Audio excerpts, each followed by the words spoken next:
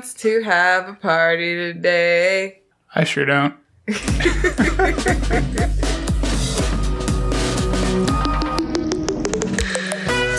dropped off all the things I love. Like I need a traffic jam to keep in touch.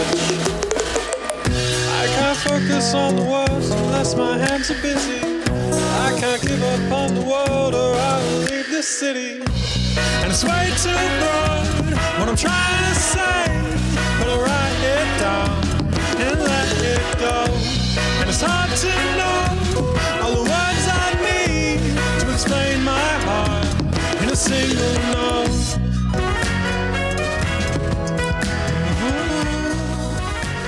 Hello and welcome to WayTooBroad, a show and tell program for, just a couple of grown-ups today.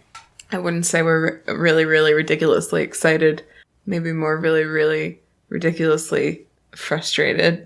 Yeah, that's accurate. This is a very special episode because it is just me and Ian. And I also, despite the fact that we've been sitting here dealing with technical difficulties for like an hour and a half, I have not made an outline. So let me do that real quick. It's not going to be a normal outline. So here's what happened. We really wanted to get an episode out for you guys this week because we missed last week. I wanted to catch you up on what happened with Jack and just with life, and we've gotten some emails and stuff, and we were all on track to do it. Erin could only record at the beginning of the week or on Saturday, which is today, the day before this episode comes out. So we were all set to do it on Tuesday, and then we were all really tired, so we put it off to Saturday morning. But then Erin got her booster shot yesterday, and she woke up this morning feeling Slightly dead. Slightly dead, like you do. Obviously, it'll pass, but the timing being what it is, she couldn't make it. So then we were going to just do an episode with Ben, but our computer, which seems to be working fine now, just could not handle the concept of Wi-Fi. For like an hour and a half we tried, but Ben had plans. He had to go to the dentist, and then he had plans in the afternoon, and so we just decided, and he has plans tomorrow, so we couldn't even get the episode out a day late, so we just decided we're just going to do a little catch-up episode. It's not going to be like normal, but there's still going to be some great recommendations for you guys, as well as some very emotional cat-related content, probably. It's what you want, you know? Yeah. It's what the people desire. That's right. And don't worry, we don't have dental appointments at the moment, so. No, in fact, I'm very overdue to go to the dentist, so I probably should do that. I did get, since the last time that we've done an episode, I think, I got I got a bump removed from my head, and I think, is that true? When did the last episode come out? Hold on. Hold, please. Calendar. Tomorrow is the 14th, so the 7th there was not an episode. The 31st was an okay. So I still had stitches in the last time that you guys heard from me. And now they're out, and there was a bump right on the front of my head, and now it's gone. And it's pretty weird because it's been there for years. So that's exciting. I'm touching it, but no one can see it except for Ian. This is also weird because I think this might be the only podcast recording I've ever done where I wasn't also talking to someone in the computer. I'm just talking to you and the listener. So Erin is not feeling well. Ben has plans, and I just really wanted to, get something out and chat to you guys and just let you know ahead of time.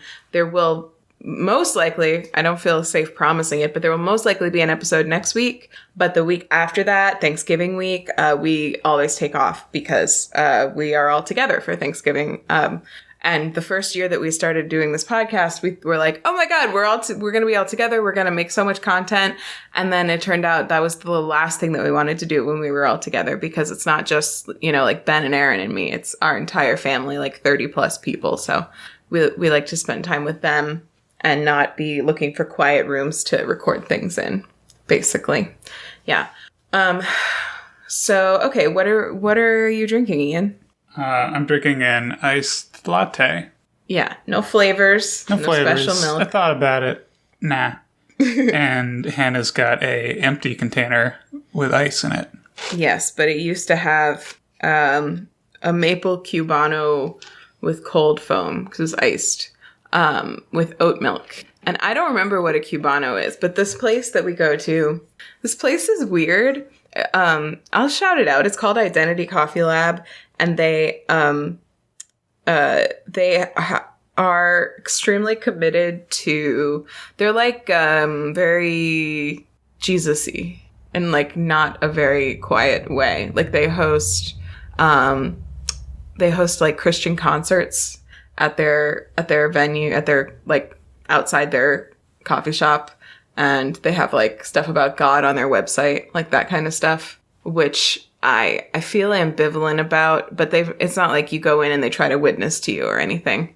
And the coffee is honestly like, it's just the best that we can get in like a 10 to 15 minute radius, I would say. Ian is nodding. So this maple Cubano, it's like apparently they pull an espresso shot through maple sugar, yeah, and then they do some other stuff with it. I don't know what else, but it's good. That's the ice. Their food is okay, but I feel like it's overpriced for what it is. Like, I mean, it's got that, slightly Apple Store vibe going, that kind of coffee place. So it's got a lot of interesting little bits to it, little bits of kind of like sophistication, but also it's got that kind of, well, you're paying a little more because it looks pretty kind of feel to it. So It's true, which is funny because it's like very much in the middle of nowhere. It's like extremely southern New Hampshire, just on the side of a highway. So yeah, that's what we're drinking. I am not gonna bother with the rotation of who goes first this week because it's just me. But I wanted to read some emails because we got some emails while we were away. And Erin and Ben, well, at least Erin, I know, is going to listen to this. So I thought I would read them and then she can hear them later. And gosh, I feel like there's something. Oh, as an upfront, I wanted to say, and I already told Erin this, I read One Last Stop. Actually, let me read this email because it's related. This is from Erin's friend, Kate. Katie, I don't think she has written before. I could be wrong. Erin would know if she was here. Very sorry. But here's what she has to say. Hi, friends. I'm writing to... Oh, and the name of the email is books that I am ridiculously excited about. Hi, friends. I'm writing to say that I have really loved all the book content lately. I've read and enjoyed Red, White, and Royal Blue. It's so hot. And Witch Boy. I have bought The Girl from the Sea and One Last Stop, and they are working their way to the top of my stack. I had decided to buy All Enchanted, but then Hannah started reading it to me. Yes, please, Hannah, your voice is perfect. Thank you. This is... Oh, there's another email in here that also is thanking me for reading it, so I appreciate it. I felt like my delivery was a little flat last time. I actually have already recorded the next 2 chapters to put at the end of this, and I tried to put a little more inflection in my voice, but I hope it works for you guys too. The people like it, apparently. People. Maybe I should go back. Let me know if you think it's better. I think I read a little faster. We'll see. I have a reading recommendation for you from author T.J. Klune. The House on the Cerulean Sea is an absolute delight. I am obsessed with this story. Here is a short excerpt from the description. Linus Baker leads a quiet, solitary life as a caseworker at the department in charge of magical youth. When Linus is unexpectedly summoned by extremely upper management, he's given a curious and highly classified assignment. Travel to Marseille's island orphanage, where 6 dangerous children reside, a gnome, a sprite, a wyvern, an unidentifiable green blob, a were-creature, and the Antichrist. Linus must determine whether or not they're likely to bring about the end of days. Wow, that sounds amazing. Oh my god. This book is about finding family and fighting for them. It made me laugh out loud. The Antichrist is named Lucy, and the were-creature turns into a Pomeranian. The characters are diverse with queer people and people of color represented. I think you would really enjoy it. Thanks for the hours of entertainment to brighten my commute. Katie. Thanks, Katie. That sounds amazing. I'm going to read that. I have more book recommendations. First of all, this is what I was starting to say. I read One Last Stop this week.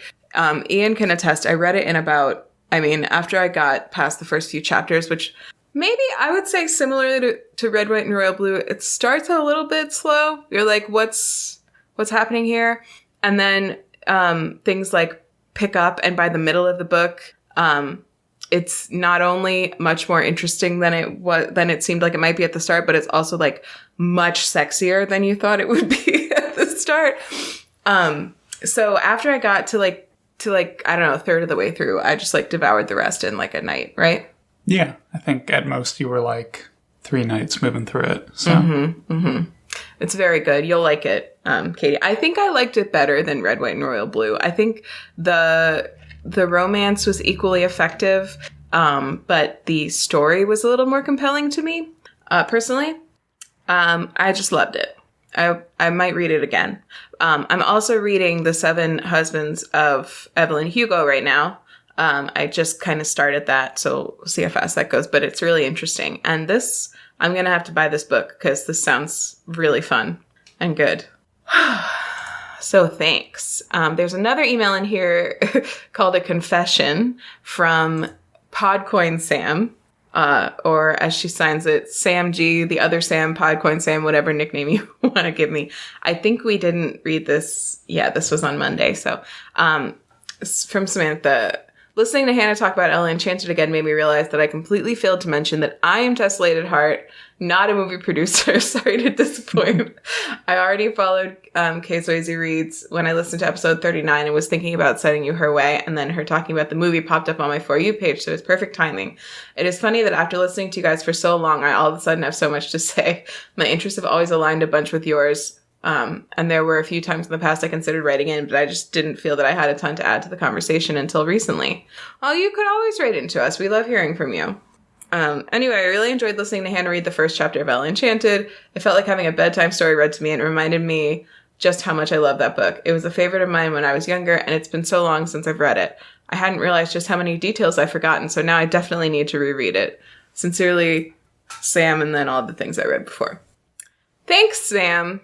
I really enjoy hearing from you. I really enjoy hearing from all the Sams and that we have as listeners, and all the Katies and everyone. So please keep writing in. And thanks for the positive feedback on the. I actually said that I read this earlier in the week, and I said that during the. You'll hear it later when I read chapters 2 and 3. I said, as a reminder, this is not an audiobook. It's like a bedtime story, just to excuse my misreadings and my and mistakes and noises and taking breaks to sip tea and stuff like that. So thank you. Cool. So that was the emails, and we got a text message from me. Oh, and Katie sent us I forgot to tell Ben and Erin about this, I think. Katie sent us like a tip on Ko-Fi. She sent like a Ko-Fi each for all 3 of us, which is really nice. So thank you. 3 cups of Ko-Fi. Yeah, 3 cups of Ko-Fi for us. And we have 2 right here. So thank you. But only one of them paid for by you, because Ian didn't get a tip because he's just the producer. Mm-hmm. Producers don't get any of the glory. No. That's right. Okay, cool. So that was my main up front, was talking about One Last Stop. So thank you for giving me an opening to do that. I got this new phone, and I like it, but the battery life is not that great, and I think it's actually gotten me more into reading. So that's a weird side effect. Life hack. Get you a phone that dies really quickly so that you can't use it as much. Thereby forcing you to read. Yeah, exactly. It's a perfect system. Yeah. So actually, well, we're going to North Carolina for Thanksgiving, so maybe I'll have to grab that book for that trip. The House on the Cerulean Sea. Sounds so good. I should have guessed that was you, Sam. I don't know why I didn't think of that. And maybe I did think of it, but I thought you would have mentioned it if it was. But either way, thank you for sharing it. Let's see. Do we have other upfront stuff? What did we talk about the last time that we spoke with Erin and Ben? Ben talked about VCV Rec. I talked about Ella Enchanted again.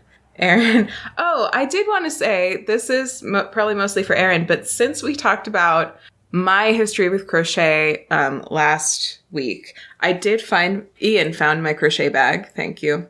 And I've been trying to design headbands because a long time ago, some people might remember, I started trying to sew my own headbands because my head is really big, and I like to wear headbands, but every elastic headband that they sell at the store almost doesn't fit me. It like comes off my head, just from moving it around. So for some reason, I never thought about the fact that I know how to crochet, and crocheting headbands has been really nice because I can like conceptualize and create a headband design in like a night really easily. So if they don't work out, like it's a bit of a waste of yarn, but Ian usually finds a fun creative way to wear them if I don't like them. So. Yeah. I've tried like a normal headband that works. I've occasionally, when they don't fit either of us, treated it like I'm going to go on like a train robbery. You got to wear it like a bandit every once in a while. Yeah. Bandit bandana. Yeah. So it's working out. Yeah. We're going to have a little collection of them. Passable cat saddle, although Squeaks doesn't really allow it to stay on her for more than 20 seconds. But it looks good while it's there. So yeah. So then I think we can pop into like our main topic this week, which is obviously this is going to be a shorter episode because there's just me and Ian. But I did want to like talk about our cat Jack, who passed away last week, and I wanted to start with some of the just like some general like memorial stuff from him before we talk about like what exactly happened. But when we get to that, just as like a heads up, Ian wrote this really beautiful like sort of, it's a little bit stream of consciousness, but it was well written like tribute to Jack, which is very much about the experience of letting him go. Yeah, it was kind of, I don't know, I'd kind of meant it in like a therapeutic way to myself, partially to remember kind of what had happened and what I was feeling at the time. It kind of wanders in and out of like third and first person at random points, but it wasn't meant to be particularly well designed. I was just like a crying, sobbing mess while I was typing it for like 2 hours. Yeah, it was. You wrote it the day after, right? It was like I was sleeping all day and crying when I wasn't asleep, and you were crying and writing that. Right. Yeah. And I don't want it to, I'm not going to talk too much because I was actually going to have Ian read this either way because, like, even if Ben and Erin were here, because I would not be able to get through it because I still cry when I talk about him. I might cry anyway. But I wanted to talk about what it was like living with him before you talk about what happened to him. So Jack's actually lived with me for longer than you have. Jack was the first cat who I picked out myself for just me, to live with just me. I got him when he was like 4 months old. And I remember when I was taking him from Brewster out on the Cape to his new home in Taunton, that he was meowing the whole time in the car. And I was like, oh, I'm sure he'll stop when we get to the apartment. And then we got to the apartment and I let him out and he didn't stop. He just followed me around meowing. And I was like, oh, I'm sure once he gets comfortable, he'll stop meowing so much. And then he never did stop doing that. He was just an incredibly vocal, talkative boy. Yeah. And needy and present, which has been part of what's been really hard about him being gone, is that he was, what I didn't realize was that it wasn't just that he was meowing all the time. Even when he wasn't meowing, like when he was sleeping, you could often hear him snoring if you were anywhere in the same room with him. If he was walking around, he was not quiet. He was very, clumsy. So you could hear him walking around. You could hear him like playing with things. If he was playing with Squeaks and she decided she didn't want to play anymore, he did this like insane yodeling thing that I actually managed to get a video of like only a few weeks ago, so maybe I'll We'll be able to get the audio. Yeah. At the shelter, they had him named Pac-Man. Yeah. So for like a day or two, was it just me or was it both of us? No, calling both him. of us. Yeah, we were calling him not Pac-Man because we didn't quite know what his name was, but it wasn't Pac-Man. So. Yeah, and we were right because his name was Handsome Jack. Okay, wait, hold on. He was like, no joke, the softest cat I've ever touched. To the point where like not just friends and family and people who met him, but also like vets would always comment on how soft he was. Like people who touch cats all day. The people at the emergency vet even said something about it. Like he was just exceptionally soft. Hold on. I want to find the video. Oh, I think I put it on TikTok actually. Shh. Hold on. Yes.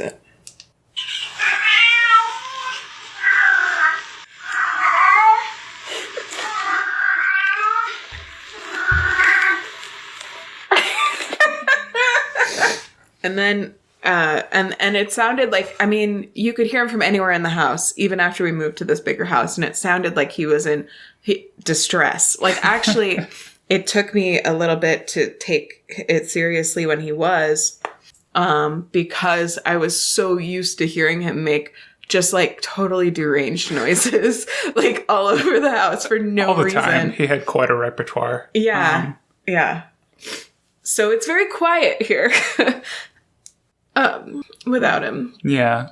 His counterpoint, Squeaks, is very much the stealth type of cat. So yeah, he was very much the stompy, loud, awkwardly flopping boy. He was not always great at being a cat. Sometimes, especially when he was younger, if you put him down a little too quickly, he almost more like a small dog. He would just kind of like flap onto the ground instead of landing correctly. Yeah.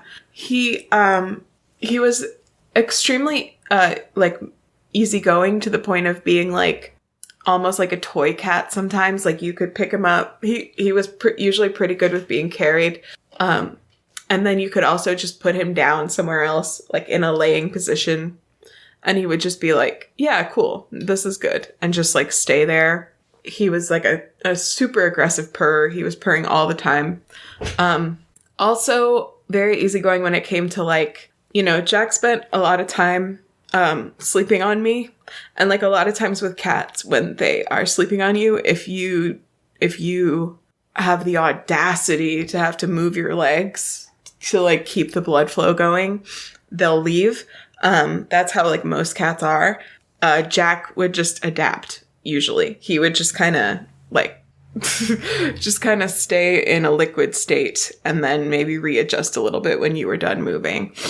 Yeah. So, and he was just very full of, you know, love. So I feel like he was only 9 years old and I feel like we got a lot of love for only having 9 years with him. And he got a lot of love from us because he was always like following, especially me around.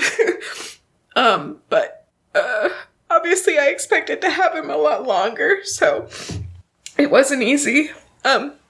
Squeaks has been, I would say mostly the same, but I do feel like she's gotten, sorry for the sniffles. I do feel like she's gotten a little bit more talkative since Jack's been gone. And it's not like we would have mistaken her noises for his, because they sound very different. So maybe she's feeling the quiet a little as well. I don't know. But she's actually older than him and has always had like just fewer health issues and less issues with like food and everything, except for the one time that she almost died from a hairball. But yeah. So yeah, he was a good dude. So I'm gonna get a tattoo of him somewhere at some point. I haven't decided on the specifics yet, so that he can be, like, with me all the time, because that was kind of just what he wanted all the time. So, and I'm gonna go blow my nose, and then you can read your thing. Yeah. Because it's really good. Is there anything else you want to say? Because I might be a wreck, but you will definitely be a wreck. Oh, yeah, there is. Hold on. what I did want to say is thank you to basically our whole family for being extremely present for us and making the time to help us get out of the house last weekend. And my best friend Katie, who doesn't listen to this podcast, but deserves a thank you. She sent me a care package this week that had a really nice blanket in it and some tea and stuff. Cookies, honey. It's a nice little thing. And Ben and Kylie have been helping me figure out some of the tattoo stuff, and Erin was texting me to check in with me all last week because I was not that communicative because I was, just sad. And in general, I feel like there's a part of me that has been giving my own self a hard time about how hard I've taken it. Because it's not like I've never lost a cat before. Jack was indoor, but we had indoor-outdoor cats my whole life.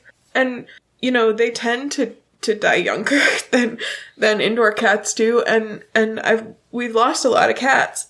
And it's never been this painful, even when it was a surprise, in the past. And, I know why. I know he was just, a special cat for me who came at a special time. And, and I know that. And, I guess internally I'm able to, let that go. But I was kind of worried, I had to take a day off from work and then I didn't have a super effective rest of the week. And I was worried people would pass judgment on me for that. Or for saying that I was not able to talk about it at work because people tried to bring it up to send me their condolences. And I had to be I can't talk about it.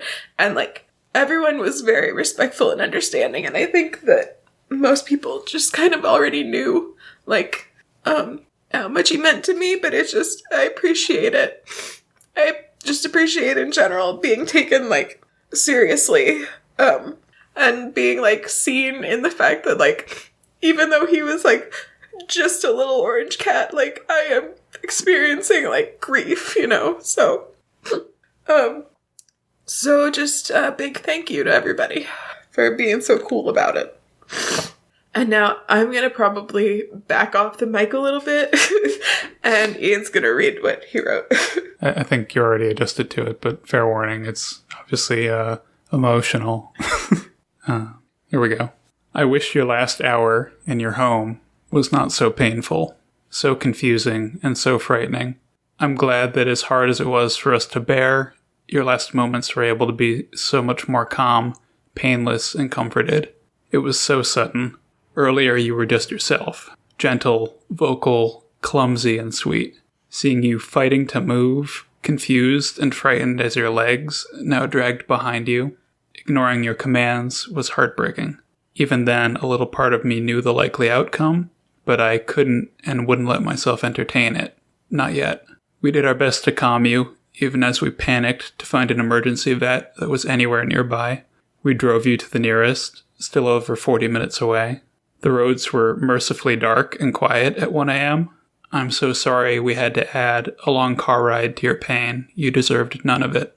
We arrived and settled in amongst a few other frantically parked cars near the vet. At least it was a clear night for you, and we didn't end up having to add rain to your burdens that night. We waited while you were taken in, holding on to the hope that it was all somehow something fixable. Maybe it's just a badly pinched nerve, a slipped disc, a spine fracture? Strange to sit and hope for a spine fracture over some other nebulous fear and dread. A few minutes later, another person rushed in, a woman with her cat, forced out through her own sobbing and fear you could hear, "Please help, I heard her scrabbling and found her struggling, her back legs aren't working, I don't know what to do, please."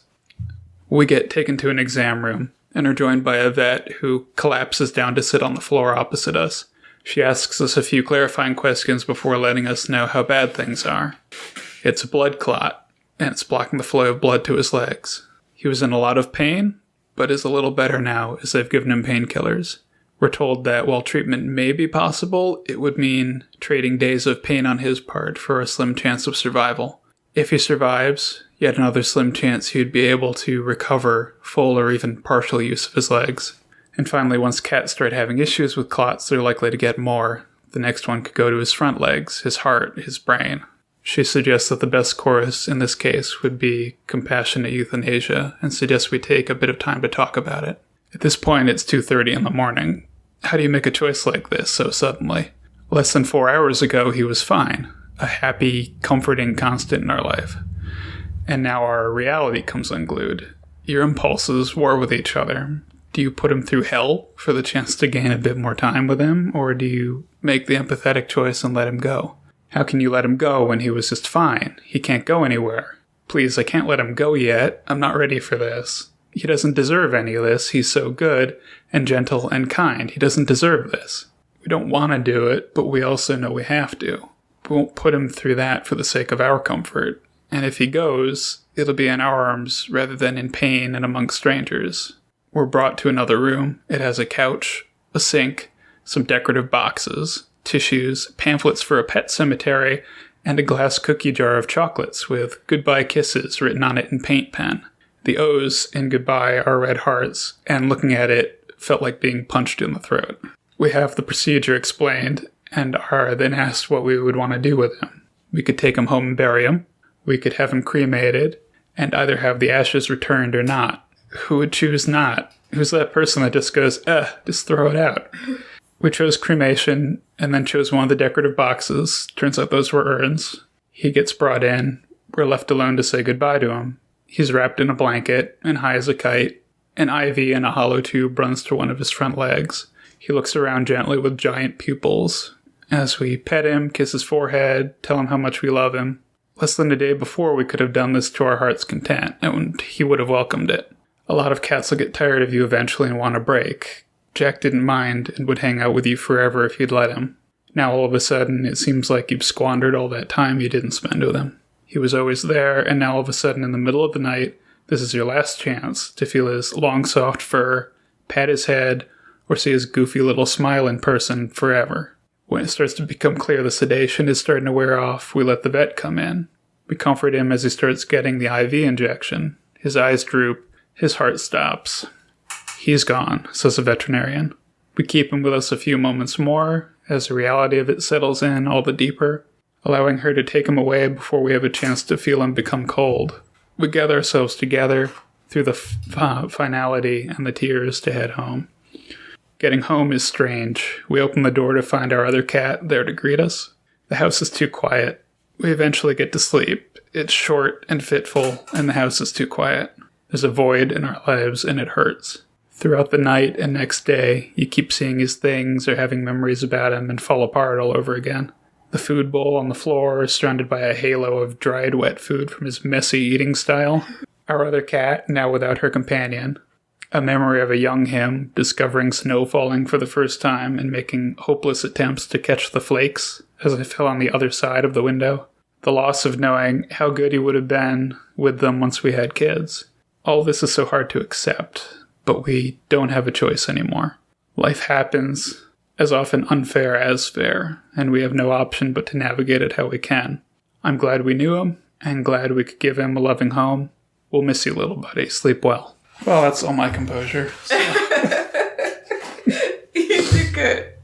Yeah, I don't know, he was just such a good cat. I feel like when you had me read this, it's really beautiful, but also, and I think I told you this, but, I had never realized how much of what I saw in him, you also saw and appreciated in him, which is silly, because, you've known him as long as I have, but... Both of our cats definitely had their favorites. Yeah. Jack was yours. I was Jack's. He liked me. He loved you. Yeah. So, believe it or not, we're doing a lot better than we were last week. I know it's hard to tell right now.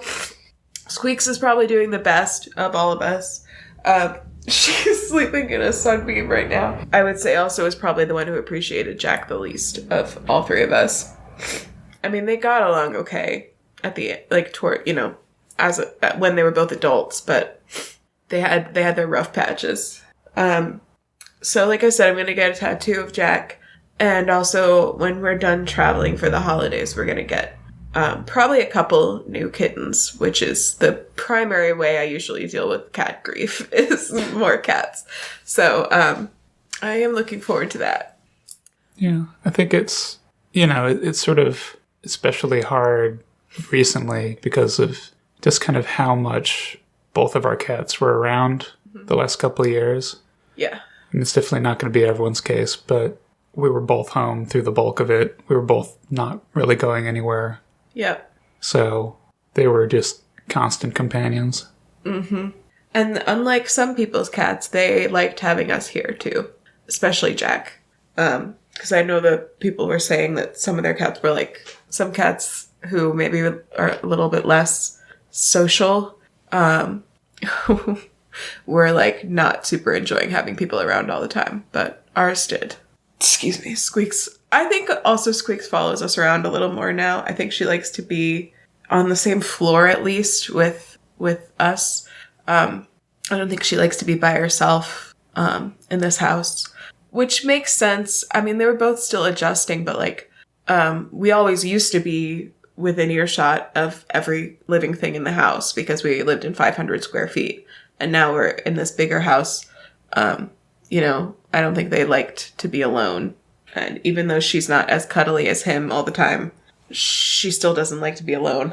So yeah, I mean, and there are definitely things that like, I'm glad they happened this way. Like, I am glad we got to spend so much time with him in the last couple of years comparatively. Like, I'm also glad that there was someone still downstairs because it was 12:30 at night when the clot happened. So I'm glad that you were still downstairs to find or to hear him and see that there was actually something wrong. Because like I said, if we just heard him making noises from upstairs while we were going to sleep, that's not that out of the ordinary. And we might not have gone downstairs and he would not have been able to get himself upstairs on two legs.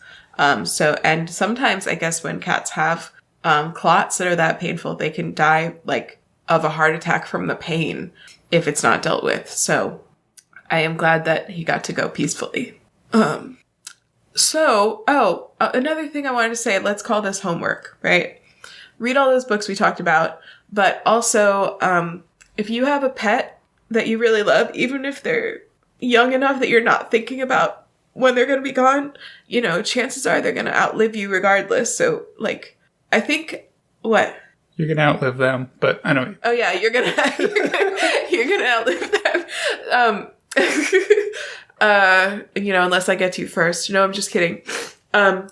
So, like, I used to kind of, be a little self-conscious about how many pictures and videos I took of Jack.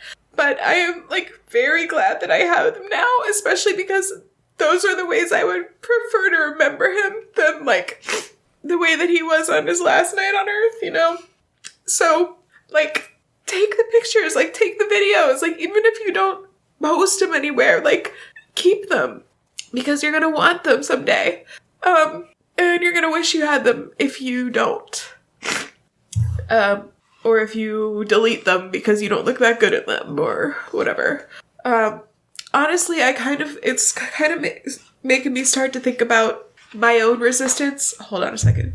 I'm gonna have to cut out so many snot noises. It's kind of made me start to think about my own personal resistance to being in photos and how I kind of want to try to start weaning myself out of feeling that way because I want people to have things to remember me by when I'm gone too. So, that's, this whole like last week and a half has made me think a lot about like the nature of grief. Should I share my little epiphany that I had the other night when I was really high? Sure. Okay. So I've been trying to fine tune my dosages for edibles because the ones that I was taking one at a time were not getting me high anymore. So I decided to try 2 at once the other night, and that was too much. And I was very high for like the entire night. And I was reading on the couch, and I was laying on my stomach like I usually do. And as I was laying there, Squeaks jumped up and laid down between my knees in the way that Jack always used to. And when she first jumped up, it was so reminiscent of the way that Jack used to approach me when he wanted to lay down that I like forgot that it wasn't him for a second, like a split second. And that split second like brought back this flood of emotions, and I ended up like weeping on the couch while Squeaks was just like trying to lay down.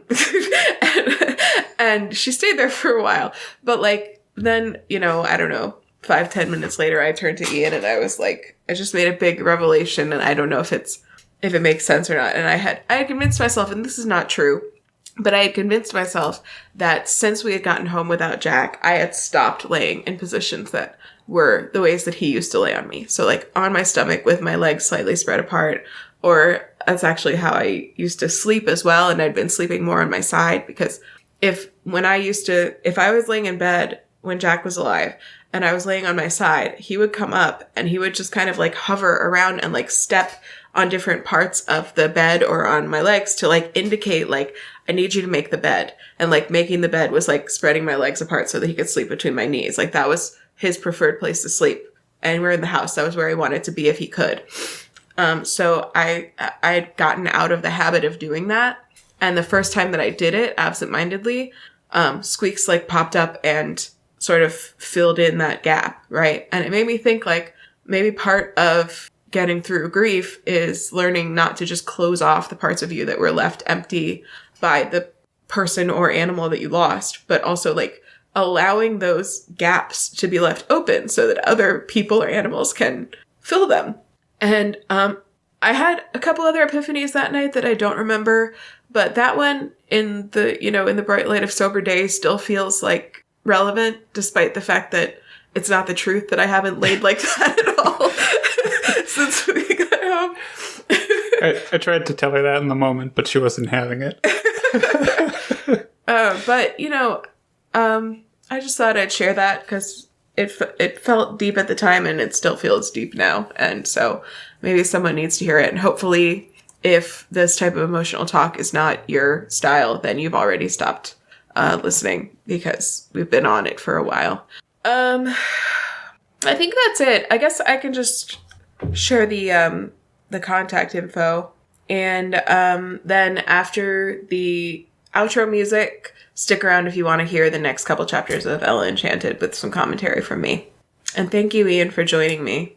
Yeah, no problem. And thanks for sharing what you wrote. And thanks to Erin and Ben for trying to make it happen this week. And I hope you enjoy this episode. We should be, as I said, back to normal next week and then off the next and then back to normal after that. Yeah, surely Ben will not need to go to the dentist next week too. Surely not. And Erin shouldn't need another booster anytime soon. So we'll just have to make sure we have our internet dealt with by then.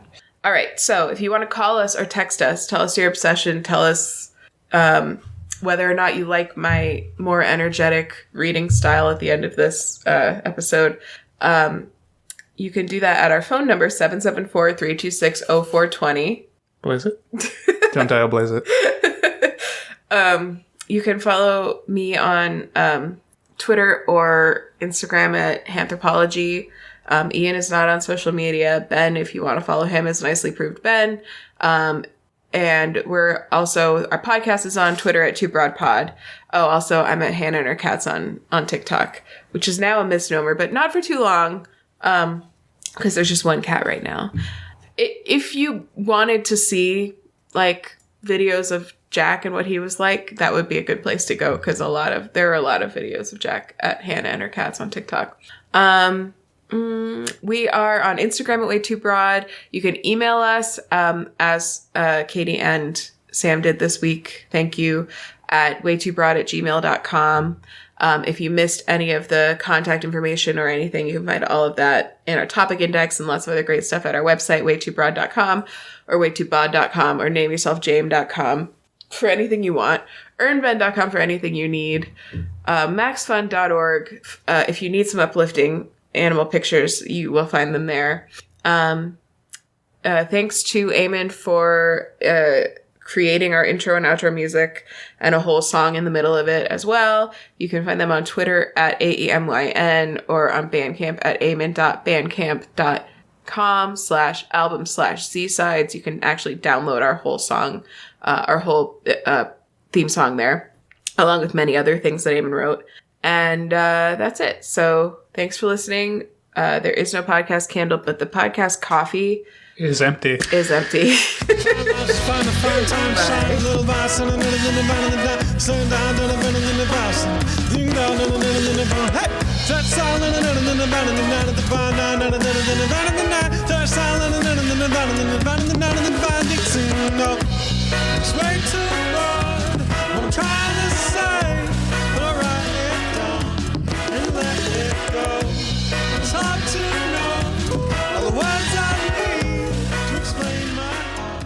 Hello and welcome to Post Show Book Club with Hannah. I'm Hannah and this is the Post Show Book Club. I'm actually recording this before we record the show.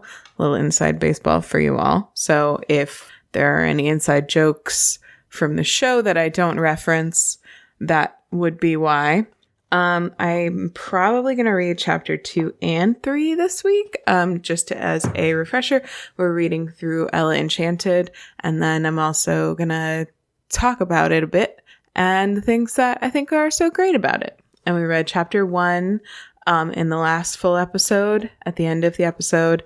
And I'm going to read chapter 2 and I think also 3.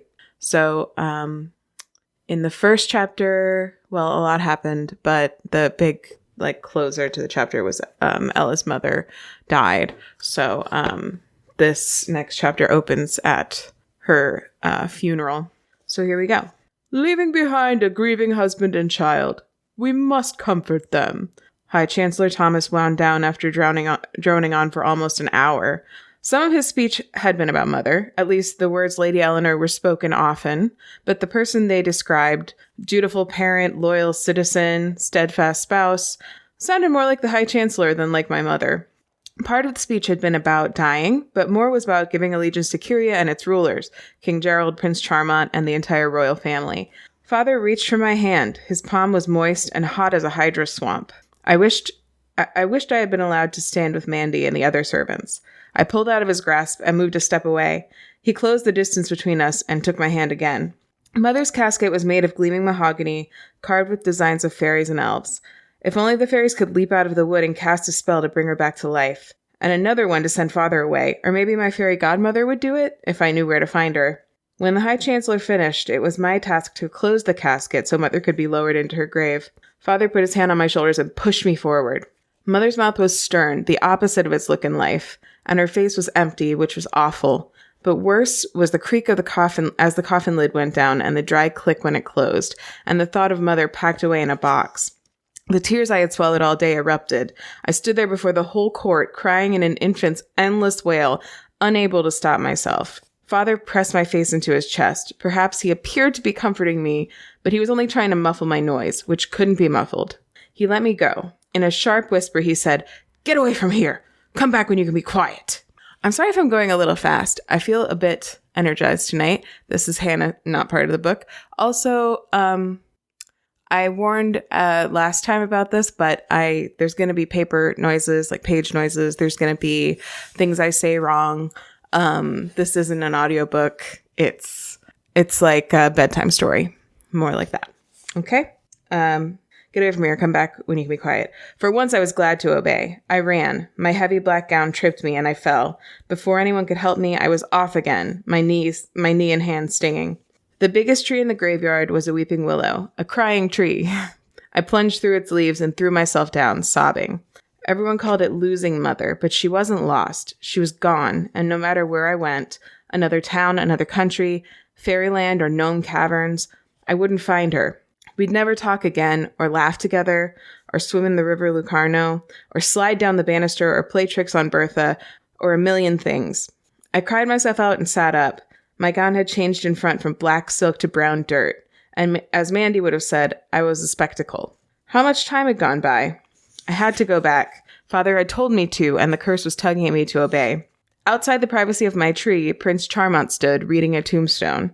I had never been so near him before. Had he heard me cry? Although the prince was only 2 years older than I, he was much taller, and he stood just like his father, feet apart, hands behind his back, as though the whole country were passing by on review. He looked like his father, too, although the sharp angles of King Gerald's face were softened in his son. They each had tawny curls and swarthy skin. I had never been near enough to the king to know whether he also had a sprinkling of freckles across his nose, surprising on such a dark face. Cousin of mine, the prince said, gesturing at the tombstone. Never liked him. I liked your mother. He started walking back toward her tomb. Did he expect me to come with him? Was I supposed to maintain a suitable distance from his royal self? With enough room for a carriage to pass between us, I walked at his side. He moved closer. I saw he had been crying too, although he had stayed upright and clean. You can call me Char, he told me suddenly. Everyone else does. I could? We walked in silence. My father calls me Char too, he added. The king. Thank you, I said. Thank you, Char, he corrected me. Then, your mother used to make me laugh. Once, at a banquet, Chancellor Thomas was making a speech. While he talked, your mother moved her napkin around. I saw it before your father crumpled it up. She had arranged the edge in the shape of the Chancellor's profile, with the mouth open and the chin stuck out. It would have looked exactly like him if he were the color of a blue napkin. I had to leave without dinner so I could go outside and laugh. I mean, it seems like your standards were a little low, but I guess they didn't have TV back then. Back then in fantasy times. We were halfway back. It was starting to rain. I could make out one figure, small in the distance, standing by Mother's grave. Father, where did everyone go? I asked Char. They all left before I came to find you, he said. Did you want them to wait? He sounded worried, as if, perhaps, he should have made them stay. No, I didn't want any of them to wait, I answered, meaning Father could have gone too. I know all about you, Char announced after we'd taken a few more steps. You do? How could you? Your cook and our cook meet at the market. She talks about you. He looked sideways at me. Do you know much about me? No. Mandy had never said anything. What do you know? I know you can imitate people, just like Lady Eleanor could. Once you imitated your manservant to his face, and he wasn't sure whether he was the servant or you were. You make up your own fairy tales, and you drop things and trip over things. I know you once broke a whole set of dishes. I slipped on ice! Ice chips you spilled before you slipped on them, he laughed. It wasn't a ridiculing laugh. It was a happy laugh at a good joke. An accident, I protested, but I smiled too, tremblingly, after so much crying. We reached Father, who bowed. Thank you, Highness, for accompanying my daughter. Char returned the bow. Come, Eleanor, Father said. Eleanor. No one had ever called me that before, even though it was my real name. Eleanor had always been my mother, and always would be. Ella, I'm Ella, I said. Ella, then. Come, Ella. He bowed to Prince Charmant and climbed into the carriage. I had to go. Char handed me in. I didn't know whether to give him my hand or to let him push me up by my elbow. He wound up with the middle of my arm. I had to grasp the side of the carriage with the other hand for balance. When he closed the door, I caught my skirt, and there was a loud ripping sound. Father winced, and I saw Char through the window, laughing again. I turned the skirt and found a gash about 6 inches above the hem. Bertha would never be able to make it smooth. I arranged myself as far from Father as possible. He was staring out the window. A fine affair.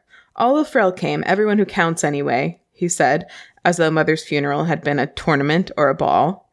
It wasn't fine, it was awful, I said. How could Mother's funeral be fine? The prince was friendly to you. He liked Mother. Your mother was beautiful. His voice was regretful. I'm sorry, she's dead. Nathan flicked his whip, and the carriage began to move. So that's chapter 2. Ella meets Char. Prince Charmant being pretty obvious. I guess in French, charming would be charmant. And so Charmant it's just simply not a name. I don't love it. I'll be honest. I wouldn't lie to you guys. But a very thoughtful and kind meeting. Seems like a nice dude. Oh, yeah. Okay. I'm going to also read chapter 3 because it's very short. When we reached the manor, Father ordered me to change into something clean and to hurry down to greet the guests who were arriving to pay their respects. My room was peaceful. Everything was just as it had been before Mother died. The birds embroidered into the coverlet on my bed were safe in their world of cross-stitched leaves. My diary was on the dresser. The friends of my childhood, Flora the rag doll, and Rosamund, the wooden doll in the gown with 7 flounces, nestled in their basket. I sat on the bed, fighting my need to obey Father's order to change and go back downstairs. Although I wanted to draw comfort from my room, from my bed, from the light breeze coming through my window, I kept thinking instead of Father and getting dressed. Once I had overheard Bertha tell Mandy that she was only a person on the outside. No, that he was only a person on the outside and that his insides were ashes mixed with coins and a brain. But Mandy had disagreed. He's human through and through. No other creature would be as selfish as he is, not fairies or gnomes or elves or giants. Oh, yeah, that's another thing. I think that's also the first time you really get to meet the father at all. He's terrible. You'll see. For a full 3 minutes, I delayed getting dressed. It was a terrible game I played, trying to break my curse, seeing how long I could last against the need to do what I had been told. There was a buzzing in my ears, and the floor seemed to tilt so far that I feared I would slide off the bed. I hugged my pillow until my arms hurt, as if the pillow were an anchor against following orders. In a second, I was going to fly apart into 1,000 pieces. I stood and walked to my wardrobe. Immediately, I felt perfectly fine. Although I suspected Father wanted me to wear another morning gown, I put on the frock Mother liked best. She said the spicy green brought out my eyes. I thought I looked like a grasshopper in it, a skinny, spiky grasshopper with a human head and straight hair. But at least the gown wasn't black. She hated black clothing. The great hall was full of people in black. Father came to me instantly. "Here's my lass, young Eleanor," he said loudly. He led me in, whispering, "You look like a weed in that gown. You're supposed to be in mourning. They'll think you have no respect for your—" I was engulfed from behind by 2 chubby arms encased in rustling black satin. "My poor child, we feel for you." The voice was syrupy. "And Sir Peter, it's so dreadful to see you on such a tragic occasion." An extra tight squeeze and I was released. The speaker was a tall, plump lady with long and wavy, honey-colored tresses. Her face was a pasty white with twin spots of rouge on the cheeks. With her were 2 smaller versions of herself, but without the rouge.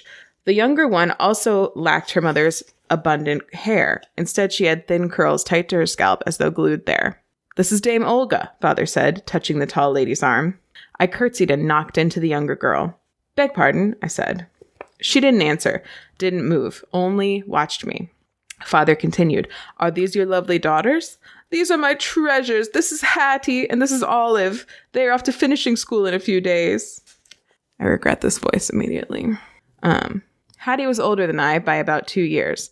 "Delighted to make your acquaintance," she said, smiling and showing large front teeth. She held her hand out to me as though she expected me to kiss it or bow over it. I stared, uncertain what to do. She lowered her arm but continued to smile. Olive was the one I'd bumped. "I'm glad to meet you," she said, her voice too loud. She was about my age. The furrows of a frown were permanently etched between her eyes. "Comfort Eleanor in her grief," Dame Olga told her daughters. "I want to talk with Sir Peter." She took Father's arm, and they left us. "Our hearts weep for you," Hattie began. "When you bellowed at the funeral, I thought what a poor thing you are." "Green isn't a mourning color," Olive said. Hattie surveyed the room. "This is a fine hall, almost as fine as the palace where I'm going to live someday. Our mother, Dame Olga, says your father is very rich. She says he can make money out of anything." "Out of a toenail," Olive suggested. "Our mother, Dame Olga, says your father was poor when he married your mother. Our mother says Lady Eleanor was rich when they got married, but your father made her richer." "We're rich too," Olive said. "We're lucky to be rich." "Would you show us the rest of the manor?" Hattie asked. We went upstairs, and Hattie had to look everywhere. She opened the wardrobe in Mother's room, and before I could stop her, ran her hands over Mother's gowns. When we got back to the hall, she announced, 42 windows and a fireplace in every room. The windows must have cost a trunk full of gold KJs. "Do you want to know about our manor?" Olive asked. I didn't care if they lived in a hollow log. "You'll have to visit us and see for yourself," Hattie said, in response to my silence. We stood near the side table, which was loaded with mountains of food, from a whole roast heart with ivy threaded through its antlers to butter cookies as small and lacy as snowflakes. I wondered how Mandy had had time to cook it all. "Would you like something to eat?" "Yeah," Olive began, but her sister interrupted firmly. "Oh, no. No, thank you. We never eat at parties. The excitement quite takes away our appetites." "My appetite," Olive tried again. "Our appetites are small. Mother worries. But it looks delicious." Hattie edged toward the food. "Quail eggs are such a delicacy. 10 brass KJs apiece. Olive, there are 50 at least. More quail eggs than windows." "I like gooseberry tarts," Olive says. "We mustn't," Hattie said. "Well, maybe a little." A giant couldn't eat half a leg of deer plus a huge mound of wild rice and 8 of the 50 quail eggs and go back for dessert. But Hattie could. Olive ate even more. Gooseberry tarts and currant bread and cream trifle and plum pudding and chocolate bonbons and spice cake, all dribbled over with butter rum sauce and apricot sauce and peppermint sauce. Can I tell you, this is like the only point in the book where I like kind of do relate to Hattie and Olive, who are obviously like the evil stepsisters. Excuse me, spoilers. I gotta try a little bit of everything if there's a buffet at a party. And this part, like, I don't know, it bugs me a tiny bit because I'm like, don't like food shame these girls. Let them enjoy the food. But, you know, also they're meant to be portrayed as gluttonous, so whatever. All right, back to the book. They brought their plates close to their faces so their forks had the shortest possible distance to travel. Olive ate steadily, but Hattie put her fork down every so often to pat her mouth daintily with her napkin. Then she'd tuck in again as avidly as ever. It was disgusting to watch. I looked down at a throw rug that used to lie under Mother's chair. Today it had been moved near the food. I had never concentrated on it before. A hound and hunters chased a boar toward a fringe of scarlet wool. As I stared, I saw movement. Wind stirred the grass by the boar's feet. I blinked, and the movement stopped. I stared again, and it started again. The dog had just bayed. I felt his throat relax. One of the hunters limped, and I felt a cramp in his calf. The boar gasped for breath and ran on fear and rage. "What are you looking at?" Olive asked. She had finished eating. I started. I felt as if I'd been in the rug. "Nothing, just the carpet." I glanced at the rug again, an ordinary carpet with an ordinary design. "Your eyes were popping out." "They looked like an ogre's eyes," Hattie said. "Buggy. But there, you look more normal now." She never looked normal. She looked like a rabbit. A fat one. The kind Mandy liked to slaughter for stew. And Olive's face was as blank as a peeled potato. "I don't suppose your eyes ever pop out," I said. "I don't think so." Hattie smiled complacently. "They're too small to pop." The smile remained, but now it seemed pasted on. "I forgive you, child. We in the peerage are forgiving. Your poor mother used to be known for her ill-breeding, too." Mother used to be known. The past tense froze my tongue. "Girls," Dame Olga bore down upon us, "we must be going." She hugged me, and my nose filled with the stink of spoiled milk. They left. Father was outside at the iron gate saying goodbye to the rest of the guests. I went to Mandy in the kitchen. She was piling up dirty dishes. Seems like those people didn't eat for a week. I put on an apron and pumped water into the sink. They never tasted your food before. Mandy's cooking was better than anybody else's. Mother and I used to try her recipes sometimes. We'd follow the instructions exactly, and the dish would be delicious, but never as wonderful as when Mandy cooked it. Somehow it reminded me of the rug. The carpet in the hallways with the hunter and the boar. You know the one? Something funny happened to me when I looked at it before. "Oh, that silly thing. You shouldn't pay attention to that old rug." She turned to stir a pot of soup. "What do you mean?" "It's just a fairy joke." "A fairy rug? How do you know?" "It belonged to Lady." Mandy always called Mother Lady. That wasn't an answer. "Did my fairy godmother give it to her?" "A long time ago." "Did Mother ever tell you who my fairy godmother is?" "No, she didn't. Where's your father?" "He's outside saying goodbye. Do you know anyway, even though she never told you?" "Know what?" "Who my fairy godmother is. If she'd wanted you to know, your mother would have told you." "She was going to. She promised. Please tell, Mandy." "I am." "You are not telling. Who is it?" "Me. Your fairy godmother is me. Here, taste the carrot soup. It's for dinner. How is it?" And that's the end of that chapter. So, big developments there. So now I think we've met our whole cast of, well, not our whole cast, but we've met like all the main players of the family, at least. These two chapters, they're not favorites of mine. I feel like the pacing is still very good. Like we've covered a lot of ground. We've met a lot of people in 2 short chapters. But I feel like a lot of it is stage setting for the rest of the book. So that I don't have a ton to say on it besides my sort of midstream commentary about the tiny bit of like, you know, mild fat phobia that I didn't super love.